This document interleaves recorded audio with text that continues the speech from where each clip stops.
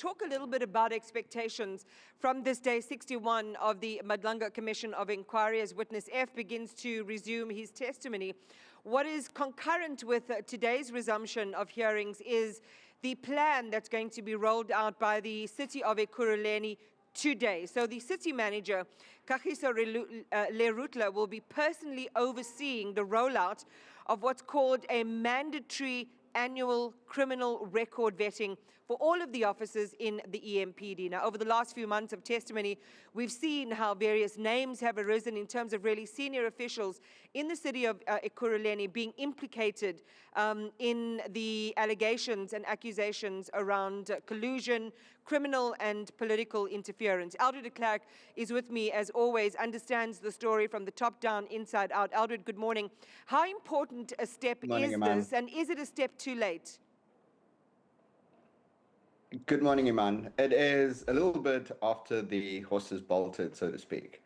However, it's an essential step. It's interesting that it's called an annual criminal record check or vetting process.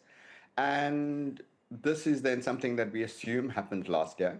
We assume that the biometric fingerprinting that they're going to be doing, that there is a depository of biometric fingerprints of all officers as they join, which can be matched up. The register can be matched up to the fingerprint of the officer today. So this will basically say whether somebody has a criminal record, was there a case against them, whether they've been accused of anything, and also maybe where they've accessed, if they've used biometric fingerprint access, for example, to the criminal records office, to a storeroom, anything like that, to be able to basically track your movements and also the accounts against you. It's a little too late.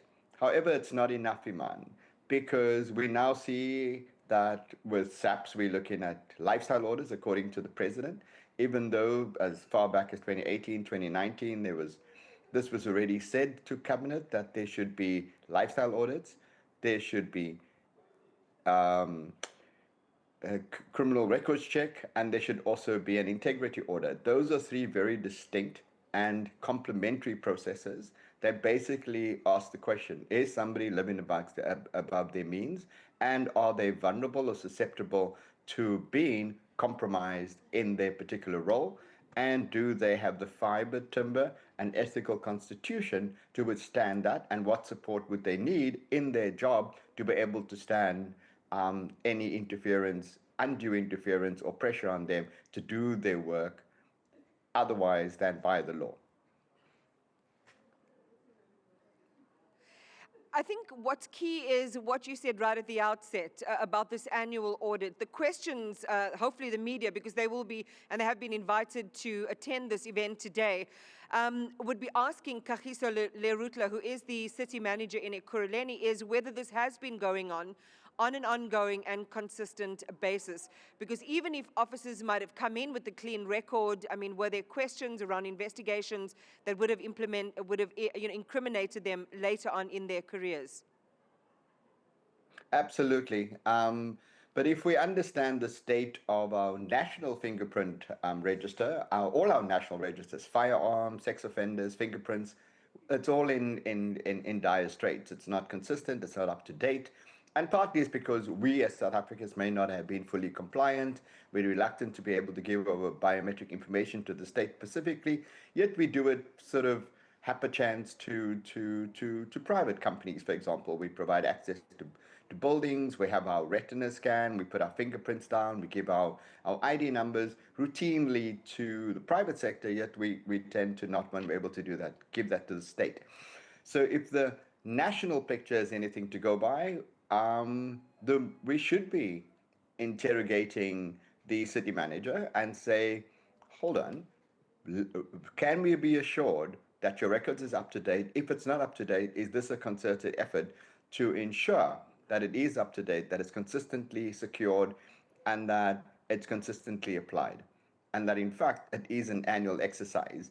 Beyond the exercise, certain officers should also be subjected to a polygraph test, for example, so that the integrity can actually be assessed. It's not conclusive, yet it is something that for most people, you cannot go and beat it. You're anxious about it, and it will actually just reveal whether you haven't been full and completely or wholly consistent in your responses, and whether you may have made an attempt to deceive or to hide what it is you know, so that, or what you've been up to, so that in fact that becomes another instrument and tool to be able to assess whether an officer is fit for the job, ethically compliant, and at the same time is not particularly vulnerable, Iman. And this is where the frustration, I think, of the South African taxpayers and public lies, is we already have a number of fail-safes built into the system, which would prevent a wrongdoing, which would red flag wrongdoing right at the very beginning. It connects to what you talked about, the lifestyle audits. Because take, for example, Witness F's testimony, and if we go, and we'll talk about the scope of his testimony in just a moment, but when it came to the issue of impalas, now, there were WhatsApp records, WhatsApp messages that were shared here at the Commission stretching back to March in 2024, where ostensibly Kat Matlala forwarded Witness F a voice note from a man who requested a pin drop for the delivery of a consignment of impalas. Now, these impalas apparently were supposed to have been sent to Sibiya. This is the Deputy National Police Commissioner who is now suspended. Supposed to be sent to his residence, and we saw Matthew Chaskelson push quite hard on Witness F on this particular aspect, saying that the messages strongly indicate that it was Kat Matlala, Vusumuzi Kat Matlala, who paid for impalas for Sibiya.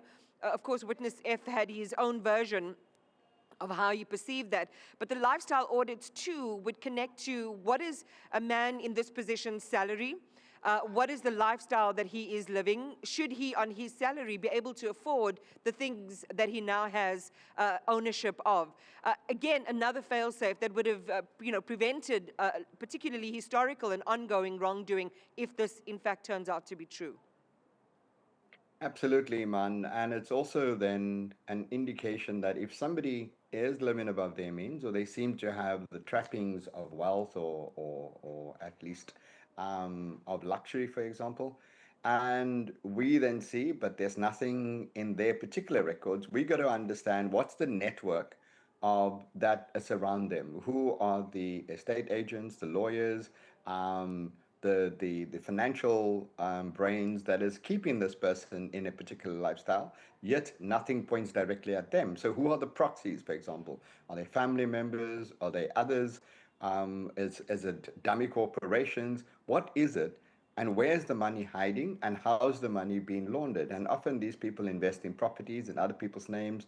They form shell companies, and they have a network of resourceful, authorized, and knowledgeable individuals that helps them hide the money, because most of these officers don't have the wherewithal to build such a criminal enterprise and to build that lifestyle and to hide it. So they need others. So essentially, there are others who have to answer these questions, and we hopefully are now beginning to probe these networks of professionals who help these individuals, these high authorized and public figures, to help them hide their wealthy money. Let's go to some of the evidence that we're expecting to continue hear more of today. There was CCTV evidence which placed Witness F at the home of alleged cartel figure. We spoke about Katiso Molefe really early on in terms of the alleged Big Five cartel operating across Gauteng. Witness F apparently seen leaving the premises of KT Molefe carrying a bag. This is part of the Commission's evidentiary record. This witness F, is not only then connected to KT Molefe, connected to Vusumuzi Kat Matlala, but also connected to figures like Brown Mogotsi and, again, the suspended Deputy National Police Commissioner. This is Shadrack Sibiya. There are questions about what he would have done either working for Sibiya or on Sibiya's behalf. How pivotal is his testimony in this, in everything so far that we've been hearing? Well, with our team, we do have a smoking gun against Sibiya anyway. We can, as we say, interrogate what he has, his assets, and his lifestyle. Yet at the same time, here we have a particular incident or set of incidences where he was tracked, his movements were noted and recorded, and he seems to be the bag person or somebody who's taking what we believe is a bag of money or some sort of reward or gratification that was meant for Sabia. So he's critical. This testimony and this evidence is critical in actually consolidating the case against Sabia, I believe. And if he's not entirely forthcoming, then he himself, of course, makes himself guilty of a crime, not just perjury, but I mean, at the same time, he could be considered an accomplice, to this whole scheme of personal enrichment and gratification, and doing the biddings of a criminal cartel. So witness F has both got his own future on the line, but he's also somebody who could, if his testimony is forthright and honest, then he is crucial for us to be able to complete the picture as to how such a senior police officer was basically being rewarded for, we still have to know completely why, by a criminal cartel like Iman. The question that remains is that, yes, this was said to have happened. We have evidence that has happened. We still got to get to know what's in the bag, and hopefully witness F will let us know that in his 2 days of upcoming testimony. We know what happened. We also got to ask, how did it happen? Because within the South African police, there's supposed to be the counterintelligence that actually looks at how do they mitigate and prevent criminal infiltration of the police.